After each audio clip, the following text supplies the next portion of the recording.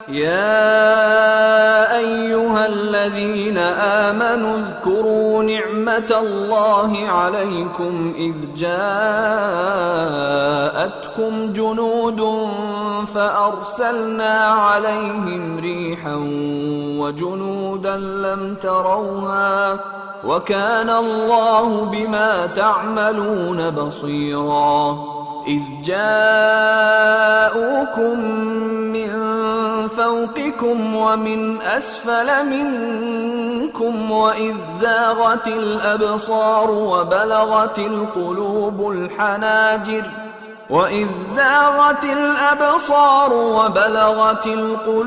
الحناجر وتظنون بالله الظنونا هنالك ابتلي المؤمنون وزلزلوا زلزالا شديدا وإذ يقول المنافقون والذين في قلوبهم مرض ما وعدنا الله ورسوله إلا غرورا وإذ قالت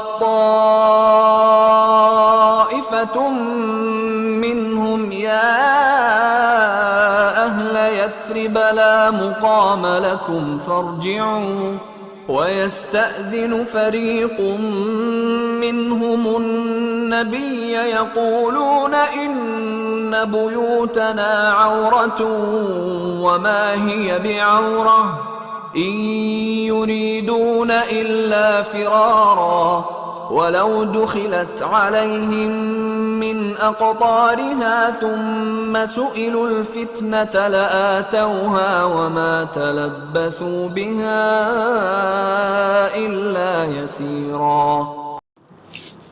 السلام عليكم ورحمة الله وبركاته.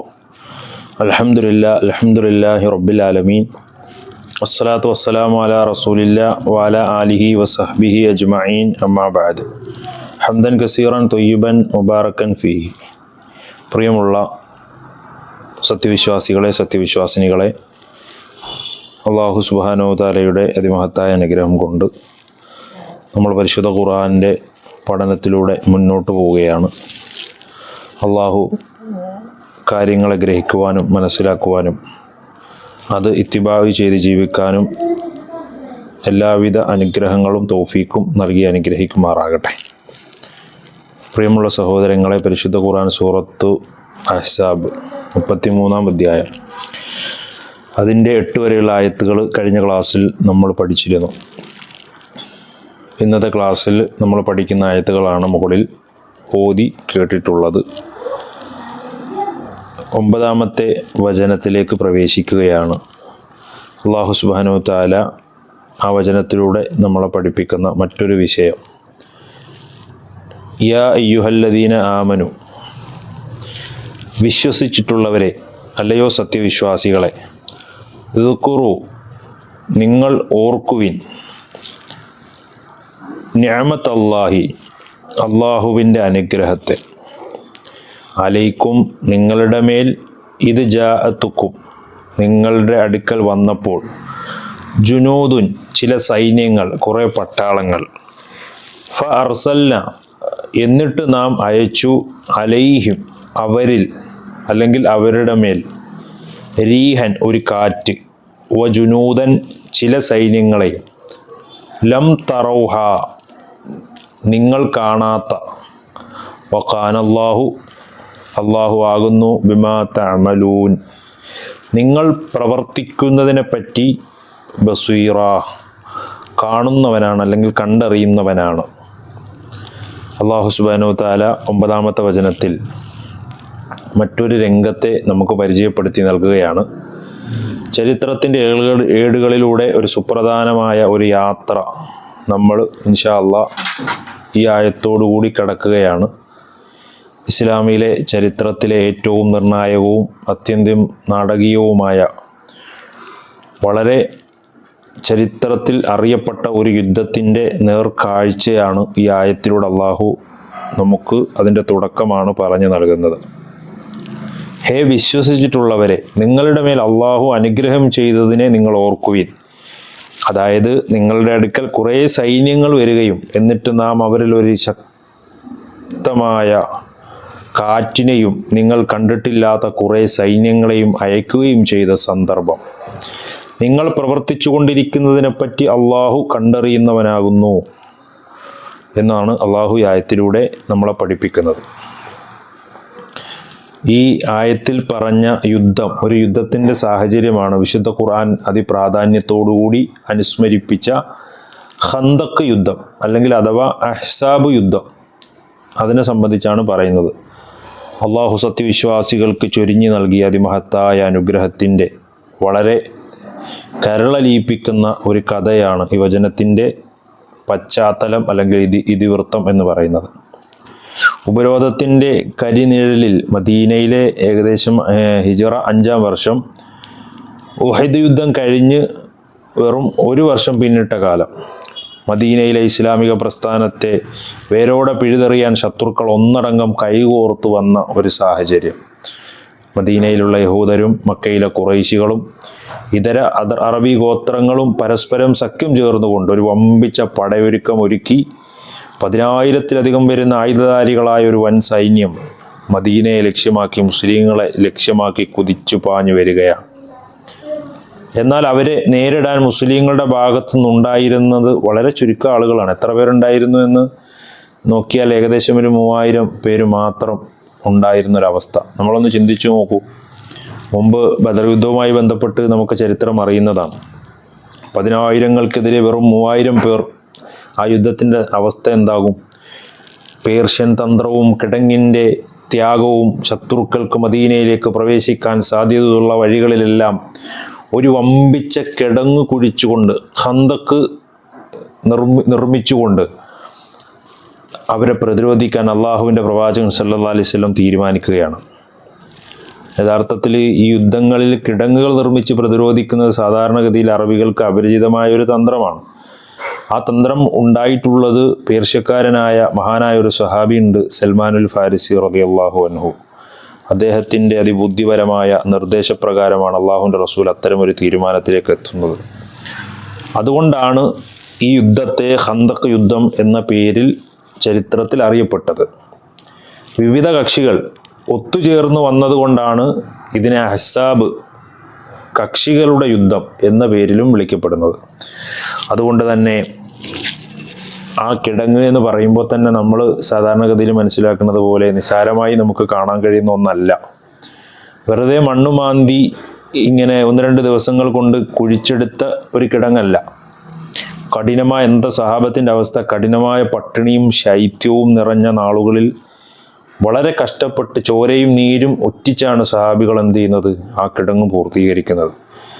നമ്മുടെ പ്രവാചകൻ സല്ലല്ലാഹു അലൈഹി വസല്ലമ വിശപ്പ് സഹിക്കവയ്യാതെ വയറ്റിൽ കല്ല് വെച്ചു കെട്ടിയിട്ട് മണ്ണ് മാറ്റാൻ പ്രവാചകൻ്റെ സഹാബിമാരോടൊപ്പം പങ്കുചേരുന്നതിൻ്റെ ചരിത്രം നമ്മൾ ധാരാളം കേട്ടിട്ടുണ്ട്.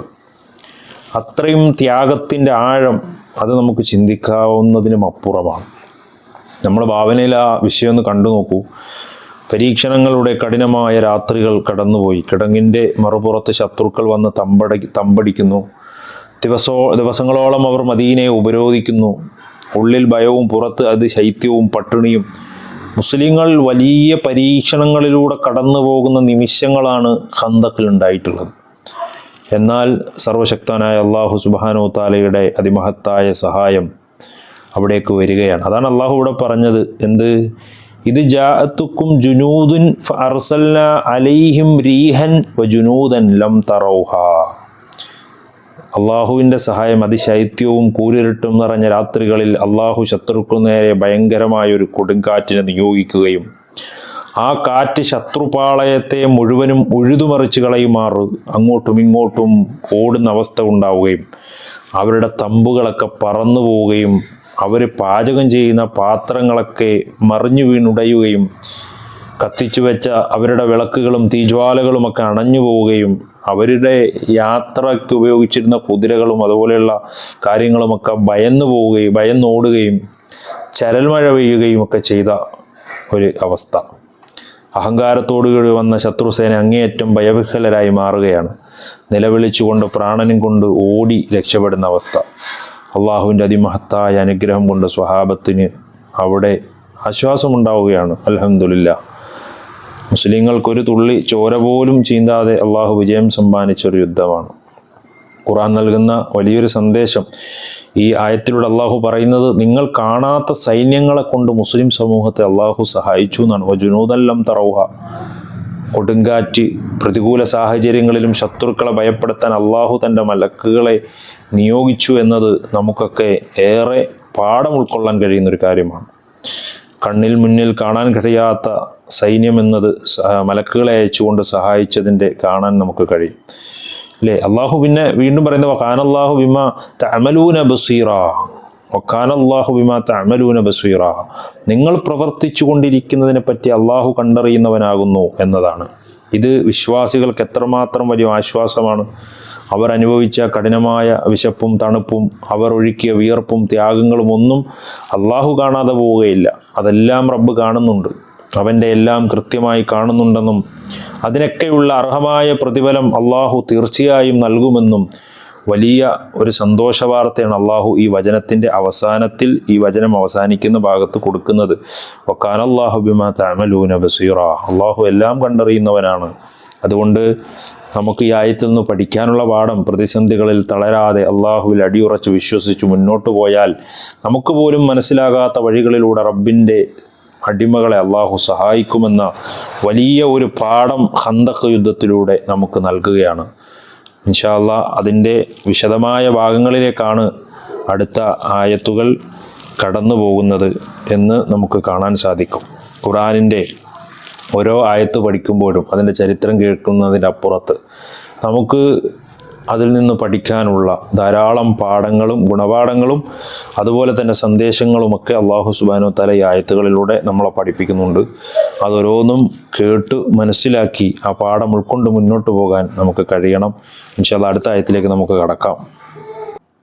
10-ാമത്തെ വചനത്തിലൂടെ അള്ളാഹു സുബ്ഹാനഹു വ തആല പറയാണ്, ഇത് ജാഊക്കും, അവർ നിങ്ങളുടെ അടുക്കൽ വന്നപ്പോൾ, മിൻ ഫൗക്കിക്കും, നിങ്ങളുടെ മുകളിൽ കൂടി, വമിൻ അസ്ഫല, താഴത്തുകൂടിയും, മിൻകും, നിങ്ങളുടെ അല്ലെങ്കിൽ നിങ്ങളിൽ നിന്ന്, വ ഇത് സാഅത്ത്,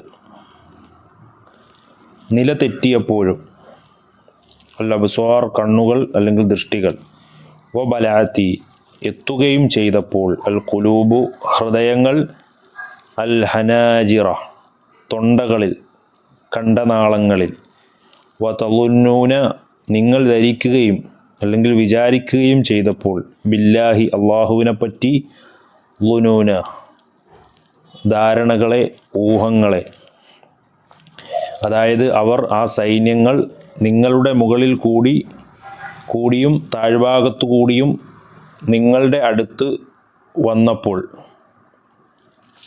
കണ്ണുകൾ നിലതെറ്റിപ്പോവുകയും ഹൃദയങ്ങൾ തൊണ്ടകളിൽ, കണ്ടനാളങ്ങളിൽ എത്തുകയും ചെയ്തപ്പോൾ, നിങ്ങൾ അള്ളാഹുവിനെ കുറിച്ച് പല തെറ്റിദ്ധാരണകൾ ധരിച്ചു കൊണ്ടിരിക്കുകയും ചെയ്തപ്പോൾ, ഹുനാലിക്ക, അവിടെ വെച്ച്, ഇബ്തുലിയ, പരീക്ഷിക്കപ്പെട്ടു, അൽ മുഅ്മിനൂന, സത്യവിശ്വാസികൾ, വസുൽസിലു, അവർ വിറപ്പിക്കപ്പെടുകയും കിടുകിടുക്കപ്പെടുകയും ചെയ്തു, വസുൽസിലു, അവർ വിറപ്പിക്കപ്പെടുകയും, സിൽസാല, ഒരു വിറ, ഒരു കിടുകിടുക്കൽ, ഷദീദ, കഠിനമായ. അവിടെ വെച്ച് സത്യവിശ്വാസികൾ പരീക്ഷണം ചെയ്യപ്പെടുകയും അവർ കഠിനമായി വിറപ്പിക്കപ്പെടുകയും ചെയ്തു.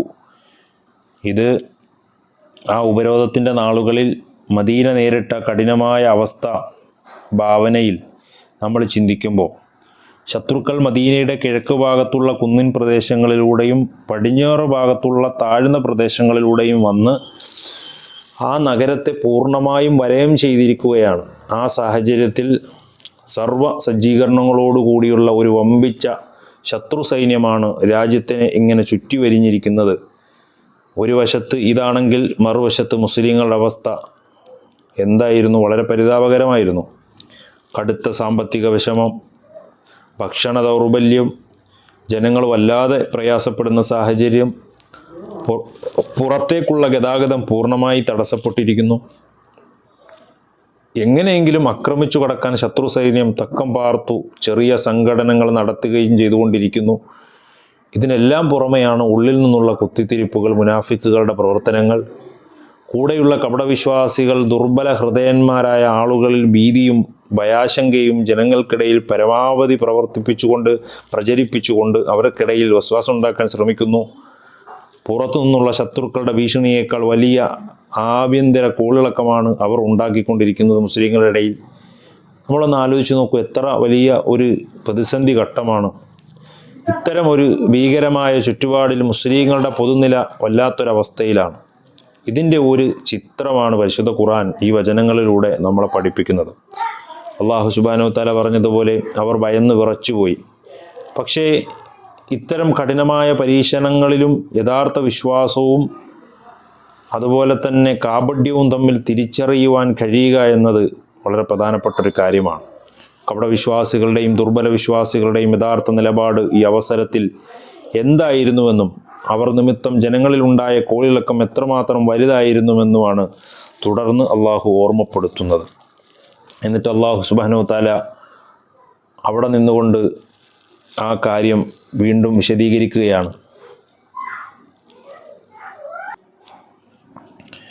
വൈദ് യഖൂലുൽ മുനാഫിഖൂന വല്ലദീന ഫീ ഖുലൂബിഹിം മറളുൻ മാ വഅദന അല്ലാഹു വറസൂലുഹു ഇല്ലാ ഗുറൂറ. കപടവിശ്വാസികളുടെ ഹൃദയങ്ങളിൽ രോഗമുള്ളതിനെ സംബന്ധിച്ച് അള്ളാഹു ഓർമ്മപ്പെടുത്താണ്. വൈദ് യഖൂലു പറഞ്ഞിരുന്ന സന്ദർഭം, അൽ മുനാഫിഖൂന കപടവിശ്വാസികൾ, വല്ലദീന യാതൊരു കൂട്ടരും, ഫീ ഖുലൂബിഹിം അവരുടെ ഹൃദയങ്ങളിലുണ്ട്, മറളുൻ ഒരു തരം രോഗം, മാ വഅദന നമ്മോട് വാഗ്ദാനം ചെയ്തിട്ടില്ല, അല്ലാഹു റസൂലുഹു അല്ലാഹുവും അവൻ്റെ റസൂലും, ഇല്ലാ ഗുറൂറ വഞ്ചന ചതിയല്ലാതെ. കപടവിശ്വാസികളും ഹൃദയങ്ങളിൽ രോഗമുള്ളവരും പറഞ്ഞിരുന്ന സന്ദർഭം ഓർക്കുക. അള്ളാഹുവും അവൻ്റെ റസൂലും നമ്മളോട് വഞ്ചനയല്ലാതെ ഒന്നും തന്നെ വാഗ്ദാനം ചെയ്തിട്ടില്ല എന്നാണ്. വഇദ് ഖാലത്ത് പറഞ്ഞ സന്ദർഭം, ത്വാഇഫത്തും മിൻഹും അവരിൽ നിന്നൊരു വിഭാഗം, യാ അഹ്ല യസ്രിബ ഏ യസ്രിബുകാരെ, ലാ മുഖാമ നിലനിൽപ്പില്ല, ലക്കും നിങ്ങൾക്ക്, ഫർജിഉ അതിനാൽ നിങ്ങൾ മടങ്ങിക്കൊള്ളുവിൻ, വയസ്തഅ്ദിനു അനുവാദം തേടുകയും ചെയ്യുന്നു, ഫരീഖും മിൻഹും അവരിൽ നിന്നൊരു സംഘം, ഒരു കക്ഷി, അന്നബിയ നബിയോട്, വയഖൂലൂന അവർ പറയുന്നു, ഇന്ന ബുയൂതന നിശ്ചയമായും ഞങ്ങളുടെ വീടുകൾ, ഔറത്തൻ നഗ്നമാണ്, ഭദ്രതയില്ലാത്തതാണ്, വമാഹിയ അവ അല്ലതാനും, ബി ഔറത്തിൻ നഗ്നമായത്, ഈ യുരീദൂന അവർ ഉദ്ദേശിക്കുന്നില്ല, ഇല്ല ഫിറാറ ഓടിപ്പോകുന്നതിനെ അല്ലാതെ. അല്ലാഹു സുബ്ഹാനഹു വ തആല പിന്നീട് പറയുന്നത് 13-ാമത്തെ വചനത്തിൽ, അവരിൽ നിന്നും ഒരു വിഭാഗം ആളുകൾ പറഞ്ഞ സന്ദർഭം നമ്മൾ ഓർക്കുക. യസ്രിബുകാരെ, നിങ്ങൾ ഇനി യാതൊരു നിലനിൽപ്പും നിങ്ങൾക്കില്ല, ആകയാൽ നിങ്ങൾ മടങ്ങിക്കൊള്ളുവീൻ. അവരിൽ നിന്നൊരു സംഘം ആളുകൾ അണിവിട്ടുപോകാൻ നബിയോട് അനുവാദം തേടുകയും ചെയ്യുന്നു. അവർ പറയുന്നു, നിശ്ചയമായും ഞങ്ങളുടെ വീടുകൾ ഭദ്രതയില്ലാത്ത നഗ്നങ്ങളാണ്, അവയാകട്ടെ നഗ്നമൊന്നുമല്ല, ഓടിപ്പോവുക എന്നല്ലാതെ മറ്റൊന്നും അവർ ഉദ്ദേശിച്ചിരുന്നില്ല എന്നാണ് അല്ലാഹു സുബ്ഹാനഹു വ തആല 13-ാമത്തെ വചനത്തിലൂടെ പഠിപ്പിക്കുന്നത്. ഈ രണ്ടായത്തുകളിൽ പ്രതിസന്ധികളിൽ അതിൻ്റെ അത്യുച്ഛ കോടിയിലെത്തിയ സാഹചര്യത്തിൽ മുസ്ലിം പാളയത്തിലുണ്ടായിരുന്ന കപടവിശ്വാസികളുടെ അഥവാ മുനാഫിക്കുകളുടെ യഥാർത്ഥ സ്വഭാവവും അവരുടെ മുഖവും എങ്ങനെയെന്ന് പുറത്തു വന്നത് അള്ളാഹു ഈ ആയത്തിലൂടെ പഠിപ്പിക്കുകയാണ്. ഒരു ജനതയുടെ വിശ്വാസത്തെ തകർക്കാൻ അവർ നടത്തിയ ആസൂത്രിതമായ ശ്രമങ്ങളെ നമുക്ക് അള്ളാഹു കാണിച്ചു തരികയാണ്. വാഗ്ദാനങ്ങളെ പരിഹസിച്ചു മുനാഫിക്കുകൾ അള്ളാഹുവിനെയും അവൻ്റെ റസൂലിനെയും വാഗ്ദാനങ്ങളെ പരസ്യമായി തെള്ളിപ്പറയുകയാണ് ഇതിലൂടെ. അവർ ഈ ഒരു അവസരത്തിൽ ആ നിലയ്ക്കാണ് ഉപയോഗിക്കുന്നത്. സത്യവിശ്വാസികളെ അള്ളാഹു സഹായിക്കും, ഒടുവിൽ അവർക്കാണ് വിജയം കൈവരിക എന്നൊക്കെയുള്ള അള്ളാഹുവിൻ്റെ വാഗ്ദാനങ്ങളും, അതുപോലെ തന്നെ പേർഷ്യയും റോമും മുസ്ലിങ്ങൾ ജയിച്ചടക്കുന്ന കാലം വിദൂരമല്ല എന്നൊക്കെയുള്ള പ്രവാചകന്റെ പ്രവചനങ്ങളുമൊക്കെ നമ്മെ വഞ്ചിക്കാൻ വേണ്ടി മാത്രമുള്ളതാണ്, ഇതിലൊന്നും ഒരു യാഥാർത്ഥ്യവുമില്ല എന്നിങ്ങനെ അവർ പരസ്യമായി പ്രചരിപ്പിച്ചുകൊണ്ട് കഠിനമായ ഈ സാഹചര്യത്തിൽ ഹൃദയ ദൗർബല്യം ബാധിച്ച മറ്റു ചിലരെ ഇത് കേട്ട് അത് ഏറ്റുപറയുകയും ചെയ്ത ഒരു സാഹചര്യം. എന്നിട്ട് അണികളിൽ ഭീതി വിതച്ചിട്ട് അബ്ദുല്ലാഹിബിൻ ഉബയ്യുവിന് പോലെയുള്ള മുനാഫിക്കുകളുടെ തലവന്മാർ മുസ്ലിങ്ങളെ കൂടുതൽ ഭയപ്പെടുത്താൻ തുടങ്ങി. ഇങ്ങനെയൊക്കെ പറഞ്ഞു. അവർ പറഞ്ഞു, ഇത്രയും വലിയൊരു ശത്രു സൈന്യത്തിൻ്റെ മുൻപിൽ നമുക്ക് ഉറച്ചു നിൽക്കാൻ കഴിയില്ല. അവരെ പരാജയപ്പെടുത്തി ഇനി ഈ നാട്ടിൽ ജീവിക്കാനോ ഈ രാജ്യക്കാർക്ക് സാധ്യമല്ല. അതുകൊണ്ട് വേഗം യുദ്ധം ഉപേക്ഷിച്ച് അണികളിൽ നിന്ന് പിന്മാറണം, ആ സൊഫിൽ നിന്ന് പിന്നോട്ട് പോകണം എന്നൊക്കെ പറഞ്ഞ ന്യായീകരണങ്ങൾ, യുദ്ധരംഗത്ത് നിന്ന് ഒളിച്ചോടാൻ വേണ്ടി മറ്റൊരു വിഭാഗം ആളുകൾ നബി സല്ലല്ലാഹു അലൈഹി വസല്ലമയുടെ അടുക്കൽ വന്ന് ഇത്തരം ന്യായങ്ങൾ നിരത്താൻ തുടങ്ങി. എന്നിട്ട് പ്രവാചകൻ സല്ലല്ലാഹു അലൈഹി വസല്ലമയോട് അവർ അപേക്ഷിക്കുകയാണ്, അള്ളാഹുവിൻ്റെ റസൂലെ, ഞങ്ങളുടെ വീടുകൾ സുരക്ഷിതമല്ല, അവ ഒരു കെട്ടുറപ്പില്ലാത്തതാണ്. അതുകൊണ്ട് ശത്രുക്കൾ നിഷ്പ്രയാസം വന്ന് അവരുടെ കൊള്ളയും കവർച്ചയൊക്കെ നടത്തി കൊണ്ടുപോകും. അതുകൊണ്ട് ഞങ്ങൾക്ക് ഈ അണി വിട്ട് വീടുകളിലേക്ക് പോകാൻ സമ്മതം തരണം. മുനാഫിക്കുകൾ ആ നിലക്കൊക്കെയുള്ള ന്യായീകരണങ്ങൾ പറയാൻ തുടങ്ങി. യഥാർത്ഥത്തിൽ യുദ്ധത്തിൽ നിന്ന് എങ്ങനെയെങ്കിലും ഒഴിഞ്ഞു മാറാനുള്ളൊരു തന്ത്രം മാത്രമാണ് മുനാഫിക്കുകൾ എടുത്തത്. ഇത്തരക്കാരുടെ യഥാർത്ഥ നിലപാട് എന്തായിരുന്നുവെന്ന് പരിശുദ്ധ ഖുർആൻ തൊട്ടടുത്ത വചനത്തിലൂടെ നമ്മളെ വളരെ വിശദമായി വിശദീകരിക്കുന്നുണ്ട്. അതുകൊണ്ട് വീണ്ടും യഥ്രിബ് എന്ന് പറയുമ്പോൾ ഈ വചനത്തിൽ നമുക്ക് കാണുന്നൊരു പദമാണ് യഥ്രിബ്. യഥ്രിബ് എന്ന് പറഞ്ഞാൽ പണ്ടത്തെ മദീനയുടെ ഒരു പേരാണ്. മദീനയുടെ ഒരു ഭാഗത്തിന് മാത്രമായിരുന്നു പേരുണ്ടായിരുന്നത് എന്ന് ചില വ്യാഖ്യാതാക്കൾ പറയുന്നുണ്ട്. ചരിത്ര പണ്ഡിതന്മാർ പ്രസ്താവിക്കുന്നുണ്ട്. നിങ്ങൾ മടങ്ങിക്കൊള്ളുവിൻ, ഫർജിഉ എന്ന വാക്കുകൊണ്ട് അവർ ഉദ്ദേശിച്ചത് രണ്ട് കാര്യങ്ങളാകാം. ഒന്ന്, യുദ്ധത്തിൽ നിന്ന് അണികളിൽ നിന്ന് പിന്തിരിഞ്ഞു പോവുക എന്നതാണ്. രണ്ട്, ഇസ്ലാമിനെ പൂർണ്ണമായും ഉപേക്ഷിച്ച് പഴയ ജാഹിലിയത്തിലേക്കും ഷിർക്കിലേക്കും ബഹുദൈവ വിശ്വാസത്തിലേക്കുമൊക്കെ മടങ്ങിപ്പോവുക എന്നതാണ്. ഏതാണെങ്കിലും അള്ളാഹുവിനാണ് കൃത്യമായി അറിയുന്നവൻ, അള്ളാഹു ആലം. എങ്ങനെയാണെങ്കിലും മുനാഫിക്കുകൾ ഇത്തരം ഫിത്നകളൊക്കെ ആ സമൂഹത്തിൽ ഉണ്ടാക്കിക്കൊണ്ടിരുന്നതിനെ സംബന്ധിച്ചാണ് അള്ളാഹു സുബ്ഹാനഹു തആല ഇവിടെ വിശദീകരിക്കുന്നത്. 14-ാമത്തെ വചനത്തിൽ വലൗ ദുഖിലത് അലൈഹിം, അതിൽ പ്രവേശിക്കപ്പെട്ടാൽ, അലൈഹിം അവരുടെ മേൽ, മിൻ അഖ്താരിഹ അതിൻ്റെ ഭാഗങ്ങളിൽ കൂടി, സുമ്മ പിന്നീട്, എന്നിട്ട്, സുഇലു അവരോട് ചോദിക്കപ്പെടുകയും ആവശ്യപ്പെടുകയും, അൽ ഫിത്നത കുഴപ്പം, കലഹം, ല ആതൗഹ അവരത് ചെയ്യുന്നതാണ്, ചെയ്തു കൊടുക്കും, മാ തലബ്ബസു ബിഹ അവർ താമസം വരുത്തുകയില്ല അതിൽ, ഇല്ല യസീറ അല്പമല്ലാതെ, കുറച്ചൊഴികെ. അഥവാ 14-ാമത്തെ വചനത്തിൽ അള്ളാഹു ഓർമ്മപ്പെടുത്തുന്നത്, അതിൻ്റെ ഭാഗങ്ങളിൽ കൂടി ശത്രുക്കൾക്ക് അവരുടെ മേൽ പ്രവേശനം ഉണ്ടായിരിക്കുകയും എന്നിട്ട് അവരോട് കുഴപ്പത്തിനാവശ്യപ്പെടുകയും ചെയ്തെന്ന് വരുമ്പോൾ നിശ്ചയമായും അവർ അത് ചെയ്തു കൊടുക്കുന്നതാണ്, അല്പം മാത്രമല്ലാതെ അവർ അതിന് താമസം വരുത്തുകയില്ല എന്ന് അള്ളാഹു സുബ്ഹാനഹു തആല ഈ ആയത്തിലൂടെ നമ്മളെ പഠിപ്പിക്കുകയാണ്. ഖന്തഖ് യുദ്ധകാലത്ത് മദീനയിൽ ഒളിച്ചിരുന്ന കപടവിശ്വാസികളുടെ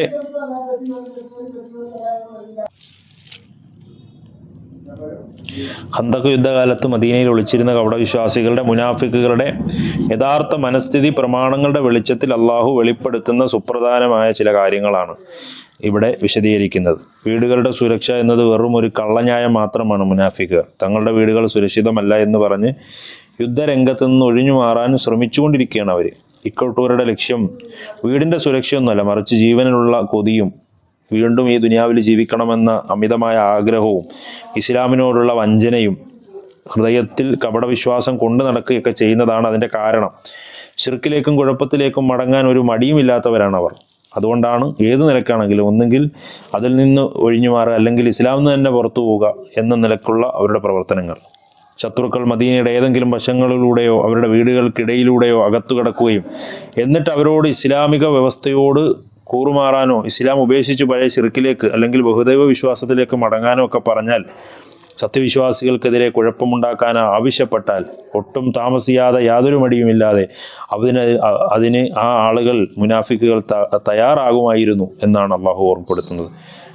കാപഢ്യത്തിൻ്റെ കപടവിശ്വാസത്തിൻ്റെ ആ ഒരു പ്രവർത്തനം ഇസ്ലാമിനോടും തൗഹീദിനോടുമൊക്കെ ഉള്ളിൽ ഒട്ടും ആത്മാർത്ഥതയില്ലാതെ മുസ്ലിങ്ങളുടെ കൂട്ടത്തിൽ ഞങ്ങൾ മുസ്ലിങ്ങളാണെന്ന നിലക്ക് വഞ്ചനാപരമായ മനസ്ഥിതിയോടുകൂടി നബിയോടൊപ്പം വന്ന് ഈ നിലക്കുള്ള കാപഢ്യങ്ങൾ കാണിച്ച ആളുകൾ, നബിയുടെ മുൻപിൽ അവർ നിരത്തിയ വ്യാജമായ പ്രസ്താവനകളും ഒക്കെ ഇതിലൂടെ പുറത്തു വരികയാണ്. സഹോദരങ്ങളെ, ഈ ആയത്തിൽ 14-ാമത്തെ വചനത്തിലൂടെയും നമ്മൾ പഠിക്കുന്ന പ്രധാനപ്പെട്ട കാര്യം, പ്രമാണങ്ങൾ വ്യക്തമാക്കുന്നത് പോലെ ബാഹ്യമായ പ്രകടനങ്ങളിലല്ല നമ്മളുടെ കാര്യം, അതല്ലെങ്കിൽ പ്രതിഫലം ഇരിക്കുന്നത്, മറിച്ച് പ്രതിസന്ധി ഘട്ടങ്ങളിൽ അള്ളാഹുവിലും അവൻ്റെ റസൂലിലും അടിയുറച്ചു നിൽക്കുന്ന തൗഹീദിൻ്റെയും ഈമാനിൻ്റെയും ആത്മാർത്ഥത, ഇഖ്ലാസാണ് എപ്പോഴും വേണ്ടത്. നിഫാക്ക് ഒരിക്കലും അത് വളരെ സൂക്ഷിക്കേണ്ട, അള്ളാഹുവിനോട് രക്ഷ ചോദിക്കേണ്ട ഒരു വിഷയമാണ്. ഒരു വിശ്വാസിക്ക് ഇഖ്ലാസ് എപ്പോഴും ഉണ്ടാകണം, ഈമാൻ ഉണ്ടാകണം. പരീക്ഷണങ്ങൾ വരുമ്പോൾ പ്രമാണങ്ങളെയും ഇസ്ലാമിനെയും തള്ളിപ്പറയുന്ന കപടതയിൽ നിന്ന് അള്ളാഹു സുബ്ഹാനഹു തആല നമ്മെ എല്ലാവരെയും കാത്തു രക്ഷിക്കുമാറാകട്ടെ. ഇൻഷാ അള്ളാഹ് അടുത്ത ക്ലാസ്സിൽ നമുക്ക് 15-ാമത്തെ വചനത്തിൽ മുതലുള്ള ബാക്കി വിഷയങ്ങൾ വിശദീകരിക്കാം. അള്ളാഹു അനുഗ്രഹിക്കുമാറാകട്ടെ. വആഖിറു ദഅവാനാ അൽഹംദുലില്ലാഹി റബ്ബിൽ ആലമീൻ. അസ്സലാമു അലൈക്കും വറഹ്മത്തുള്ളാഹി വബറകാതുഹു.